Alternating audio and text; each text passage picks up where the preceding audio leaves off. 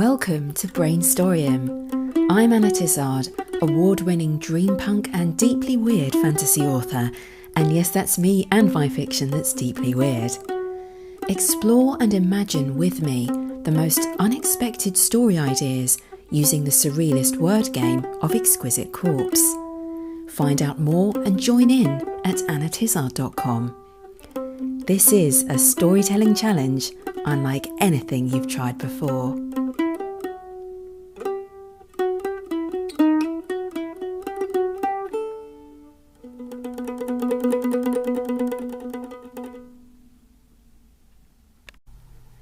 Hello imaginative people, I'm Anna Tizard and this is episode 33 of Brainstorium. It's also the 6th and final show in my Alice in Wonderland mini-series. Last time I talked about the underlying meaning of Alice in Wonderland and how I think it feeds into the philosophical purpose of fantasy fiction, which is, broadly speaking, to seek happiness and find a balance in ourselves. Over the course of the mini-series, I've explored plotting, character, inspiration, and finding our way with the power of story in a strange and contradictory world. What else is there for us to learn from Wonderland? I think the book has something to tell us about being a little bit different, how to stand out in the crowd. In a world that's saturated with the mundane, the creative spark is what draws us in, what invites us into a rabbit hole worth jumping into. So join me for another leap into the unknown, and together, with the game of Exquisite Corpse, we'll make some new stories happen.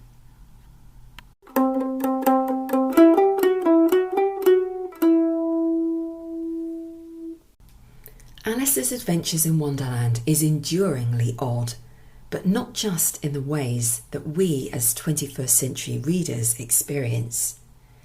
In 1865, when it was first published, children's stories were pretty much always morality tales.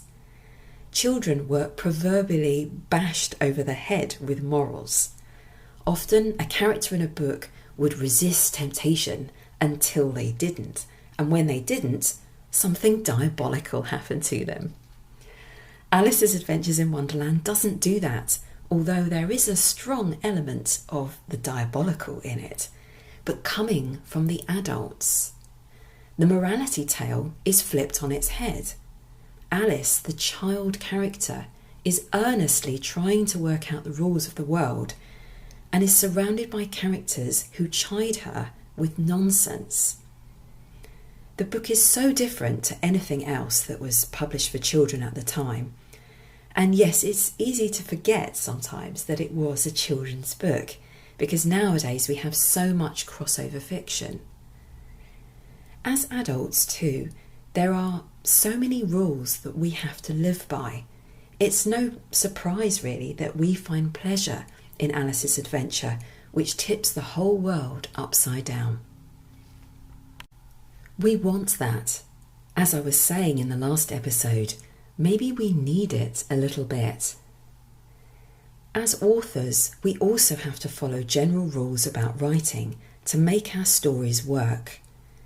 To engage our readers, we understand that a story must be well crafted, have relatable characters, conflict, and an ending that ties off the threads that we've introduced and developed throughout the plot. A novel or novella has to follow a basic structure, and every scene must help move the story forwards, or we risk the reader's interest drifting off. But maybe there are too many rules these days. If you listen to traditional publishing and what agents are looking for, we're told not to do anything too different. We have to try and write something that's the same but different. That is, a fresh interpretation of pre-existing themes and stories, but not too unique. An easy sell. If you want to write something super weird, you'd better wrap it up in something knowable, recognisable, like a retelling of a fairy tale. It's okay as long as we repackage the unexpected within the expected. And so the bookshops are filling up with characters and settings and plot lines that we've all seen before. That's fine for people who want to read the familiar and know exactly what they're getting. But I want to be taken somewhere else. Let's go back to the beginning of Alice's adventures in Wonderland. Alice is feeling very lazy. She's bored by the book her sister's reading and can't be bothered to make a daisy chain when suddenly a white rabbit with pink eyes runs past her. At first, she doesn't notice the strangeness of this, even when the rabbit talks to itself. But then, and I quote, "When the rabbit actually took a watch out of its waistcoat pocket and looked at it and hurried on, Alice started to her feet, for it flashed across her mind that she had never before seen a rabbit with either a waistcoat pocket or a watch to take out of it, and burning with curiosity, she ran across the field after it, and fortunately was just in time to see it pop down a large rabbit hole under the hedge. In another moment, down went Alice after it, never once considering how in the world she was to get out again." So after feeling so lazy that she can't be bothered to move, Alice is sprinting after a rabbit with total abandon. She jumps into another world without looking back. Isn't that what we do when we read? When we're that enthralled by a book that we just leave the world behind? If you're like me, if you're like Alice, you need to experience something that you've never really come across before, to burn with that level of curiosity. A touch of the unique is what you see, and you can't help but follow after it. That's the experience I want my readers to have. Yes, of course, you can't write something so weird that no one's going to relate to it. You have to paint a picture that feels real, is easy to imagine. But the point of a story, in my mind, is I'm offering an adventure that my readers haven't had before. I agree that if we want an audience for our stories, we must learn the craft of writing through practice, through whatever advice and teaching we can get our mitts on, so we can write stories that are exciting, well-paced, and satisfying to read. But I think of these as guidelines rather than strict rules. If you practice enough and use what you learn often enough, you will absorb these guidelines, these techniques. They'll become part of your intuition as you write. But the shorter the story, the more experimental you can be, the more you can play without fear of getting caught up in a long novel that you might not be able to finish after all. If there's conflict and there's some kind of change for the main character, either in their situation or attitude, or both, then what you've written is at least the basis for a story. So be bold. Do something different. In the time we're living in, there are so many books being churned out, partly because indie publishing gives us this freedom. But use that freedom wisely. You can stand out by writing something special, meaningful. Take your time with it, because what you write will be utterly unique, because it's by you and no one else is you.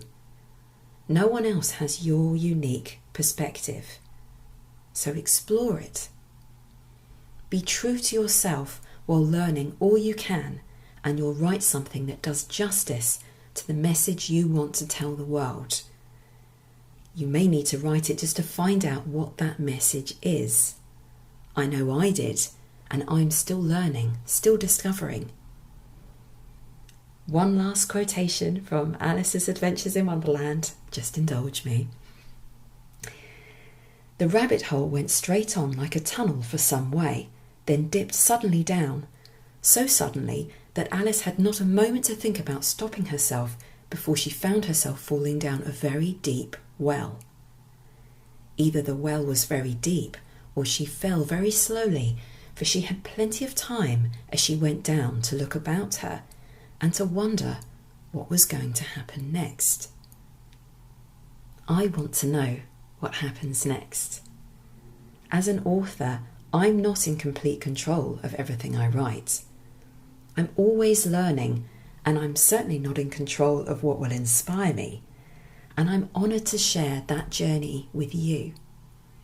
I hope you'll continue to join me in wondering what will happen next. So that's the last in my Alice in Wonderland mini-series, before the games at least, and what a bizarre journey it's been. We've explored portals and the port of our imaginations, how to deepen a story with character, the Cheshire Cat's advice that we should at least know where we want to get to, that is, the ending of a story, extreme plotting with the Mad Hatter, and finally, what Wonderland means and what we as authors can take from Alice's weird, wild adventure and make it our own. I'd love your feedback on this mini-series and any thoughts or preferences you have about the topics on writing and storytelling that I might cover in future shows. Why not get in touch at annatizard.com. Now, let us throw ourselves deep down the well of our imaginations and find out what happens next using only random words pulled from the socks of destiny.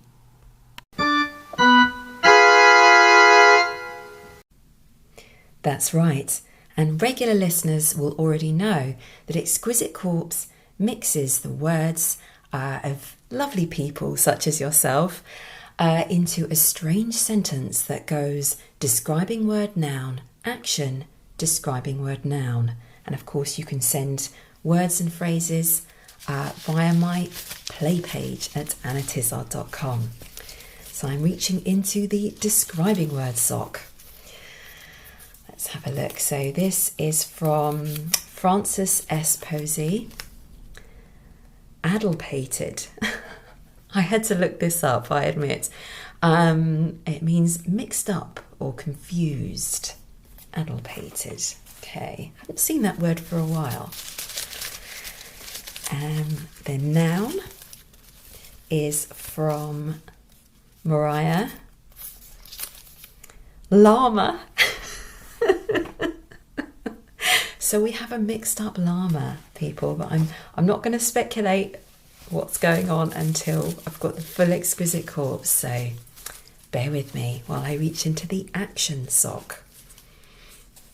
This is from Andy Burrows, one of the earliest players of Exquisite Corpse. Held a universe for. Okay, right, this is a story challenge, by the way. So, you know, all stories are a challenge in a way. Our next word is from T.F. Burke, dusty. Okay, so our final word for this first Exquisite Corpse is from Captain Random number 10 on Twitter. Centipede. Okay, let's just look at the whole Exquisite Corpse and see what we can do with it. Right, so the whole Exquisite Corpse is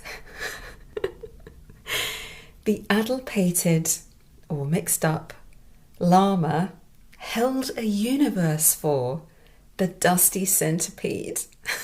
Of course it did.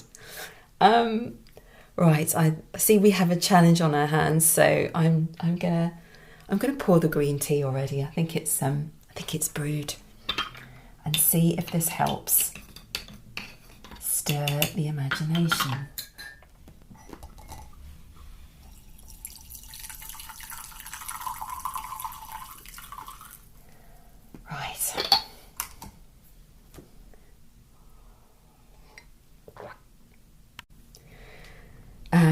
Okay. This is fairly bonkers, but let's just have a look at what this may suggest to us as story ideas. So thinking about this llama.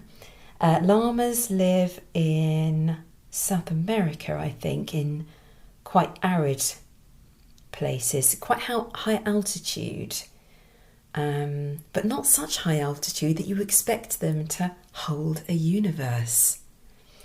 And we also have on the other side a dusty centipede. Interesting. What can we do with this though? Because you don't always have to take it literally, and you don't have to take the entire Exquisite Corpse. The game is here to suggest to us different ideas. But just for fun, let's see what else it could be. So for some reason, I just think the first part with the llama is making me think it's a painting. It's a very bizarre piece of artwork.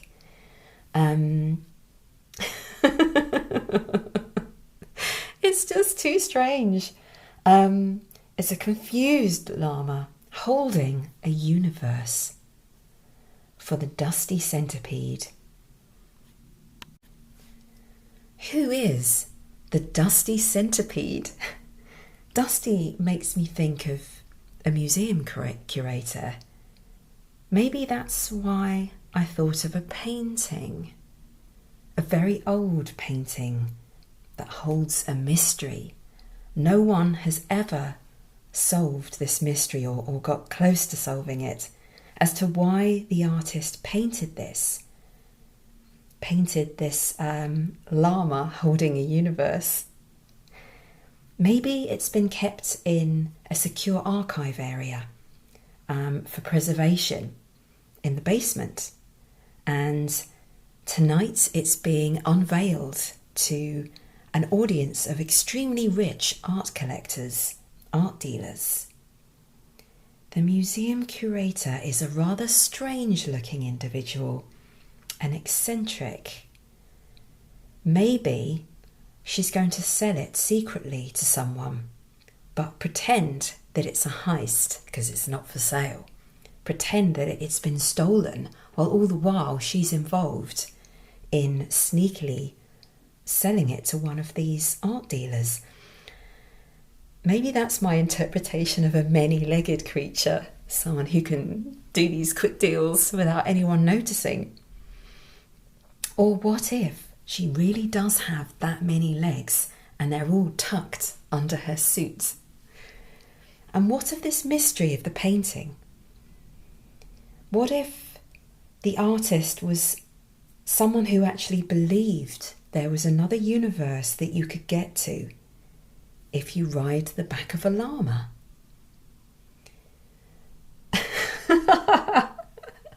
So what the centipede curator is actually selling is a map to another world, or the way, a method to get to another world. It's rather bizarre, but it's my first Exquisite Corpse of the day. Also, in my defence, llamas in South America. South America is where magical realism was developed as a literary movement, and that was very peculiar. So I think I'm getting some sort of associations here with strangeness. So let's try for another Exquisite Corpse and see what happens. If we can find a more realistic setting or characters. So the first word is from Andy Burrows. Farting. Okay, that's realistic. That's very much of this world. I asked for it. So the first noun for this is from Evan. Whale. Okay, whale as in creature in the sea. Farting whale. Next is our action, which is from Fraser Armitage, the sci-fi writer, broke. Oh, okay. Next word is, this is from Mariah again, gloomy. Let's try last word and then we'll put it all together. This is from Paul Thomas. Otter. Oh, we have another creature from the sea. So that's weird. Right, let me have another swig of green tea and then I'll put the whole thing together. Okay. The farting whale broke the gloomy otter. Right. We've got our work cut out for us today. This is weird though, because I don't mean to offend any whale lovers out there, but magnificent as they are as creatures, the whale song could be compared to farting, could it not? I think I might actually ask my husband to step in now, Duncan, to demonstrate this point. Give me a moment.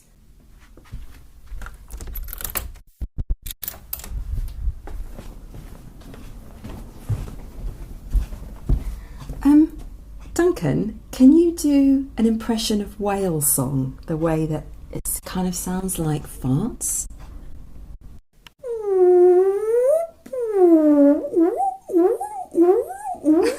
All right, that'll do. Thank you. See, it's true, isn't it? Right, but let's set that aside and look at this Exquisite Corpse and try and find a story idea from it. So I was thinking about if someone, a farting whale, in some sense a farting whale, broke the gloomy otter, it makes it sound as if the gloomy otter is a decorative object, like a sculpture. But then we've gone back to the museum. So no, we need to scrap that and move on. Move on, think of something else. Broke the gloominess of the otter. I feel like farting is a comedy thing, whereas gloom is just gloom. Is this something to do with a comedy act, an open mic night, or a comedy duo? A big guy who farts, not my husband, and a very straight-laced, sort of a deadpan character. So they kind of play off each other. One's a big buffoon and the other one does this kind of fake sulky thing. So they build stories together in a sort of a comedy story building act. And they get very popular and they seem to get on really well, but perhaps behind the scenes a very different tale is being played out.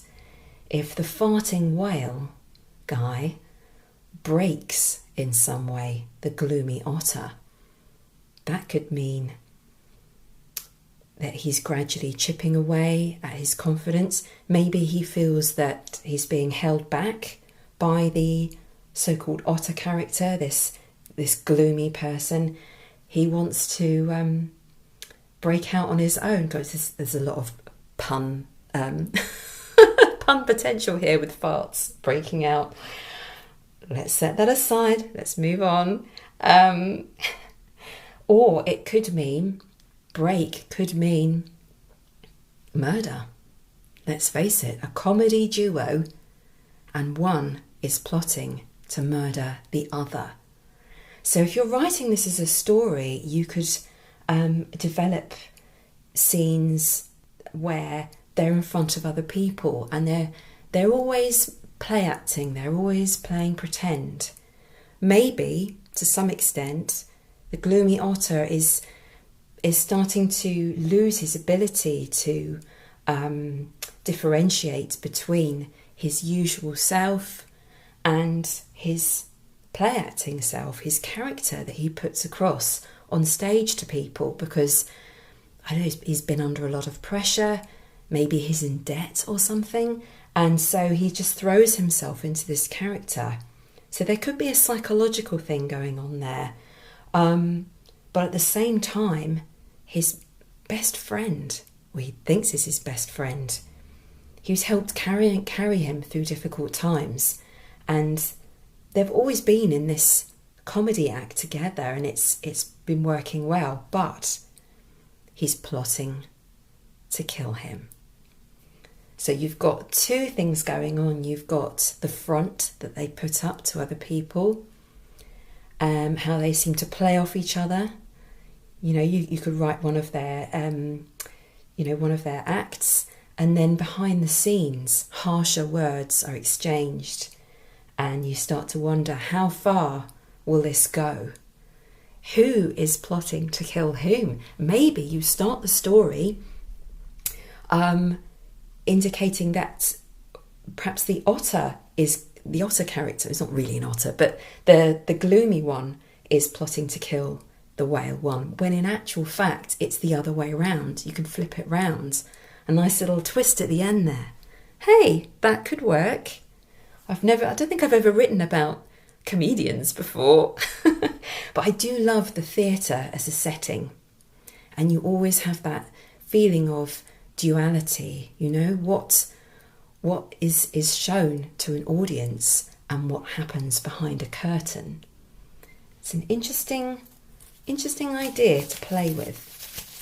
So I am going to try for a third Exquisite Corpse.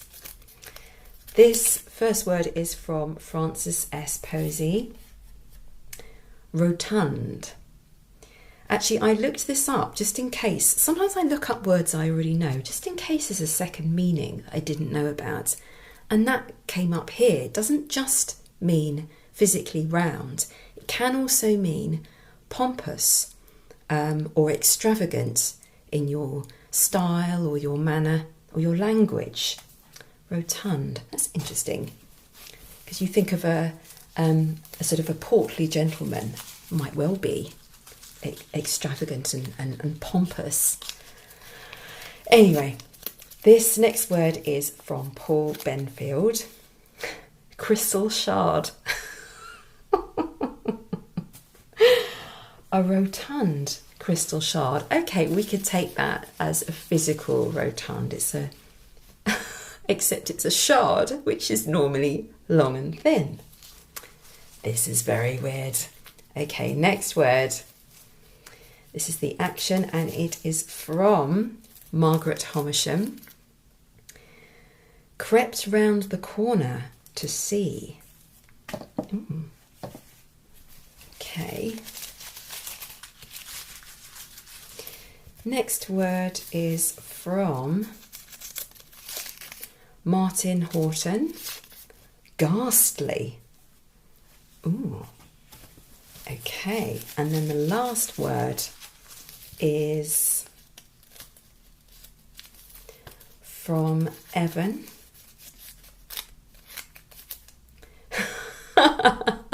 Vulture. Oh wow. Okay, let's have a look at the entire Exquisite Corpse. So altogether we have the rotund crystal shard crept round the corner to see the ghastly vulture. Oh, okay.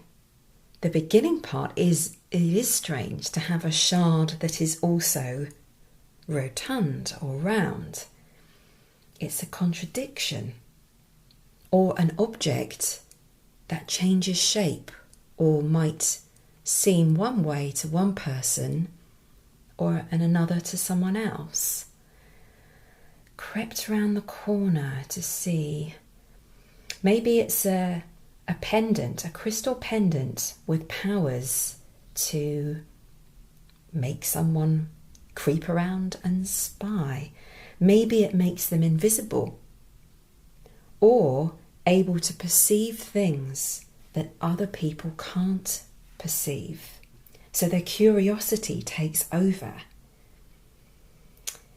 It gives them that feeling of curiosity because they keep seeing flashes of things that don't quite make sense, and they need to do a double take and watch someone behind their back.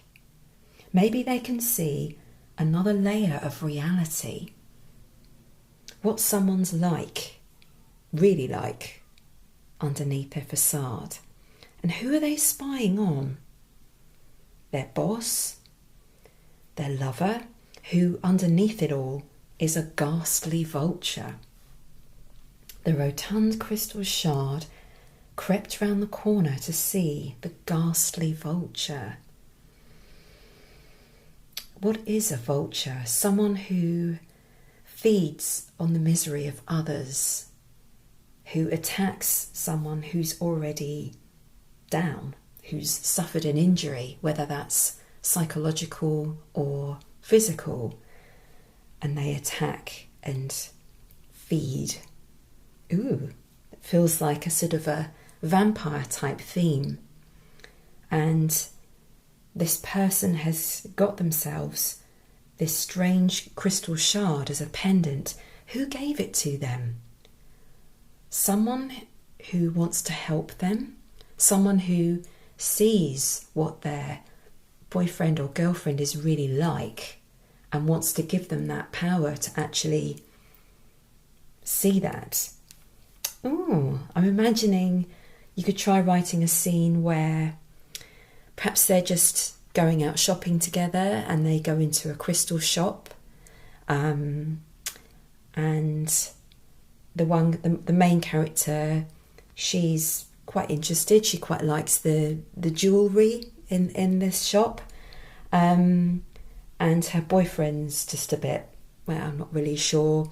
He goes off and wanders and looks at something else, but the woman behind the counter speaks to her and presses on her this rotund crystal shard or just, a pendant, a crystal pendant. And there's a sense of urgency about it, and she cuts the price so low that our protagonist can't really refuse. But when she puts it on, she can see who her boyfriend really is. And unfortunately, they've just moved in together. So they're bound financially and practically. She can't immediately just leave. And also, she doesn't quite believe what she's seeing. When she creeps around the corner while he's cooking and takes a look at him and sees this strange beast, and when she takes off the pendant, he's just there as himself. But when she wears it, she gets these flashes of who he really is inside, it seems. And then perhaps she goes back to the shop to ask the woman what it was. But when she goes back, the shop's no longer there. It's a sweet shop. Ooh. So it makes you wonder, what is this bizarre talisman really? Is it showing her the truth? Or is it showing her a lie? And why did this woman choose her? Was it to really save her from a horrible this relationship with a horrible person? Perhaps he's a murderer or something.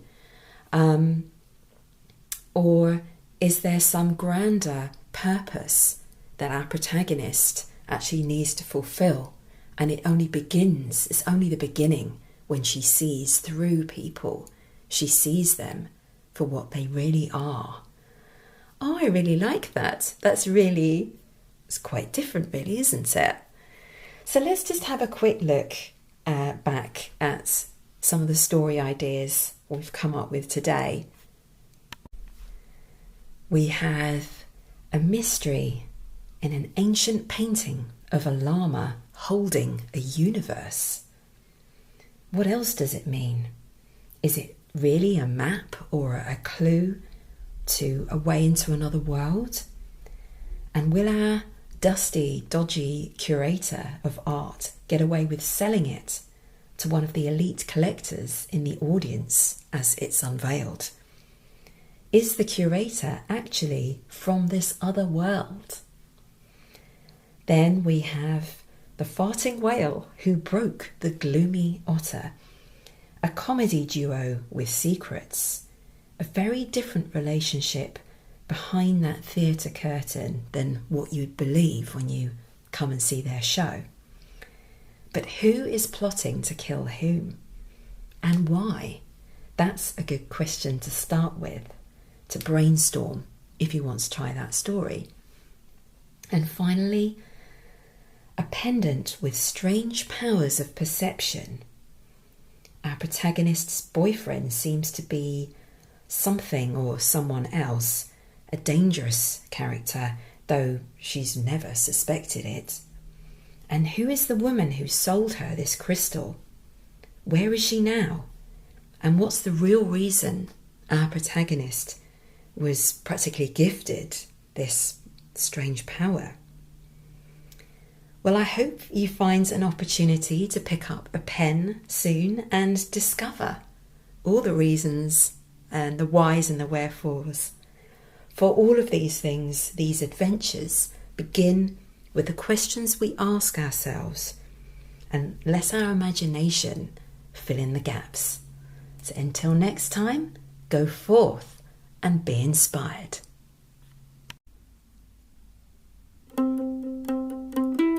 I hope you enjoyed today's Brainstorium.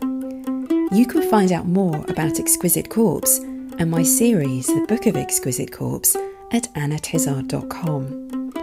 Subscribe to my e-newsletter and you'll get Volume 1 for free. And while you're there, why not submit a few words to the Socks of Destiny on my play page?